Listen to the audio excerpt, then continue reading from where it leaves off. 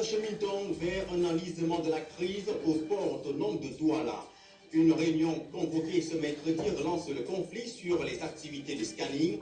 Convoquée par le directeur général du port autonome de Douala, elle visait à trouver un accord sur les modalités de reprise partagée des opérations d'inspection des marchandises entre la Société Générale de Surveillance et l'opérateur transatlantique.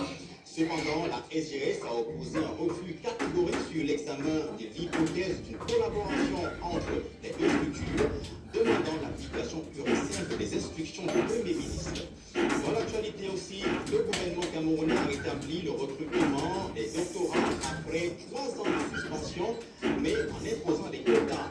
Cette mesure justifiée par le ministère de l'Enseignement supérieur comme un moyen de renforcer la crédibilité de la recherche et la qualité des thèses est vivement critiquée par la communauté universitaire.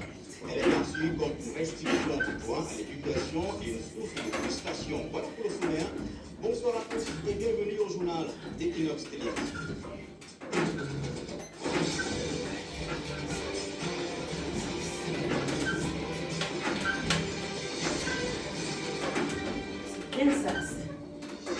Mesdames, Messieurs, merci de nous préférer pour vous informer. À l'ouverture de ce journal, la tension est vive entre la commune de Yaoundé 7 et les membres de la famille qui vit au village Milkomoyos. Les seconds accusent la mairie de s'être accaparée de la terre, ce que conteste le chef de l'exécutif municipal qui dit avoir acquis les parcelles convenues auprès de l'État qu'il désigne comme unique propriétaire légitime. Élisée Bogba et Marcelin. Le terrain litigieux est situé au lieu du Komassi. Sur le site, des terrassements sont visibles sur une partie, quelques mises en valeur également. Au milieu de ce décor, la famille Timi, qui crie au rentrée foncier. Nous réclamons à la mairie de remettre notre terrain. Là où le miracle était venu, les limites sont au niveau de l'école. Mais la mairie se retrouve ici en bas, on ne sait pourquoi. La mairie nous présente les faux titres, les titres qui n'ont pas de nom.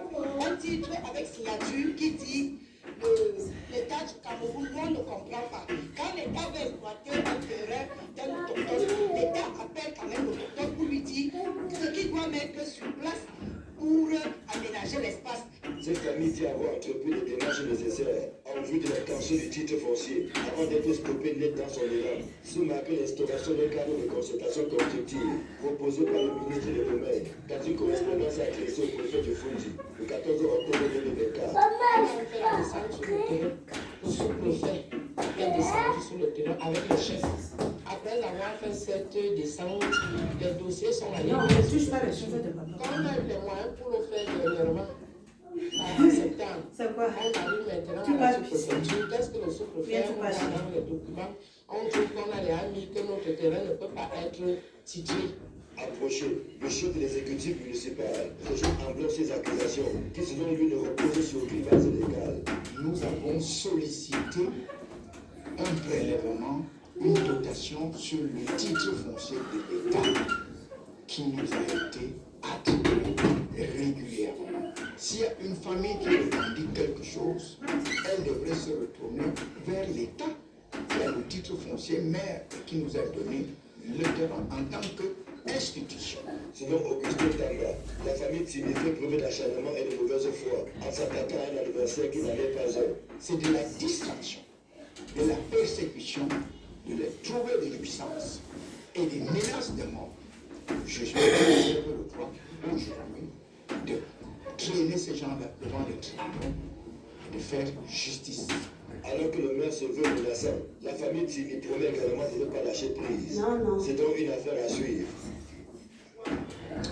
Les populations du département des Bamboutos dans la région de l'Ouest ont poussé un coup de soulagement après la condamnation à perpétuité par le tribunal de grande instance de Bouddha d'un tueur en série qui a terrorisé cette localité pendant des années.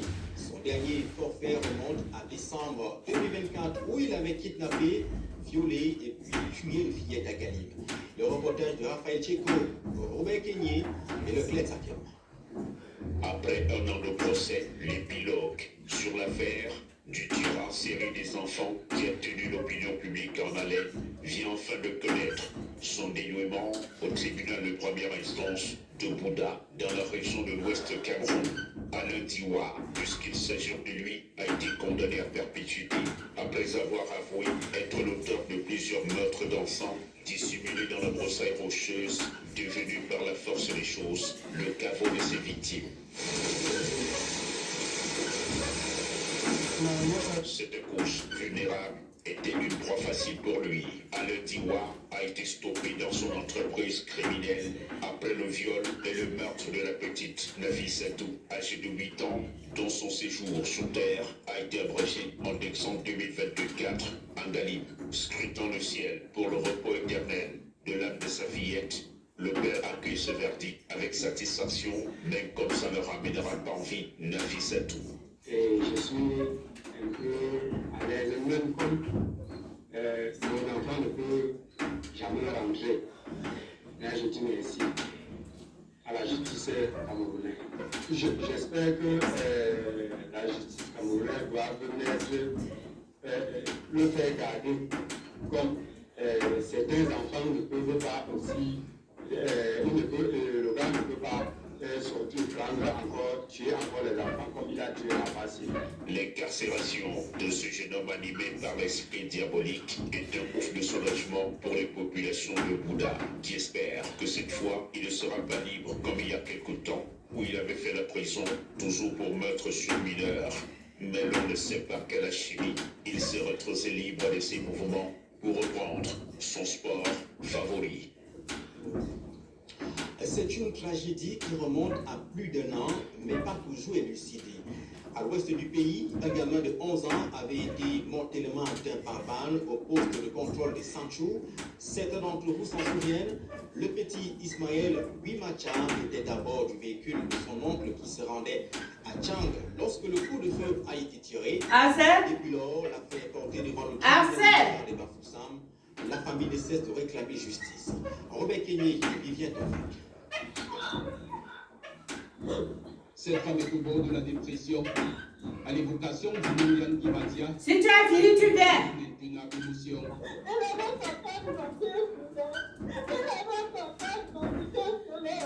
Mais ce n'est pas à cause d'une affaire de carte d'identité que son fils unique, âgé de 11 ans à l'époque des faits, a brusquement perdu la vie à un poste de contrôle mixte police-gendarmerie au niveau de Sanchou dans le département de la Ménois.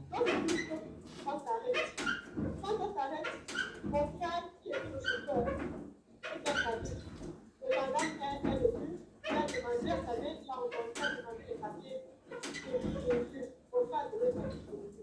Quand le gendarme a dit non, vérifier les papiers de l'autre, après il était ouvert en haut de la voiture, il voit le vélo. Lorsqu'il voit le vélo, il demande la facture du vélo.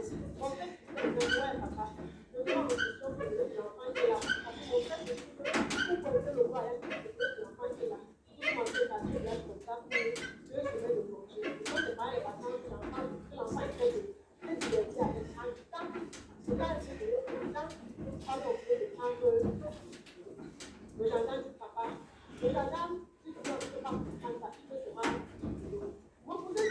Des supplications qui ne peuvent guère l'homme entenu, visiblement déterminé à voir la facture du vélo, mais soudain tout bascule.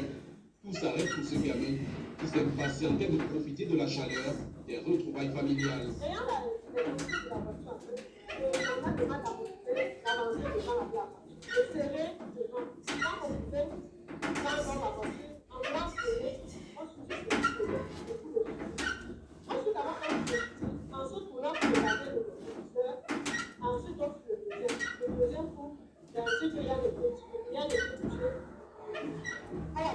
Ansel, viens d'abord.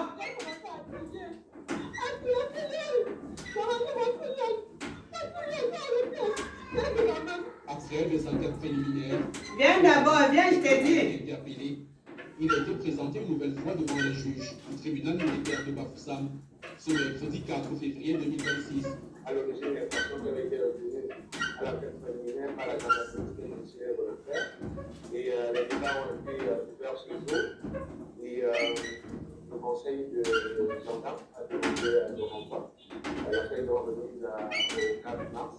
On espère qu'à cette date, l'État auront finalement fait et qu'enfin la justice des hommes sera rendue. La famille de la victime espère plus de célérité dans ce dossier pour enfin tourner la page de la tragédie qui a laissé des cicatrices indélébiles dans le cœur des Titsangé du Matia.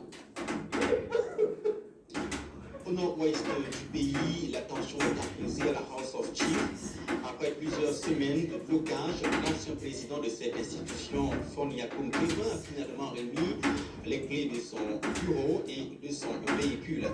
Il avait décidé de les garder, estimant n'avoir pas suffisamment profité des avantages liés à cette fonction. C'est après une forte pression exercée par les autorités qu'il a cédé. Le reportage de Kerazuma Kidosumba et Clavicidé Bombadia. Ces images amateurs, le président du conseil régional du Nord-Ouest remet officiellement les clés du véhicule de fonction et du bureau au nouveau président de la Nord-Ouest House of Chiefs, le Fon for Amidou de També. Ces clés avaient été retenues par l'ancien président, le Fon Yakoum Kevin de Bambalan, qui les a enfin restituées. Mais il aura fallu d'intenses négociations pour parvenir à cette issue.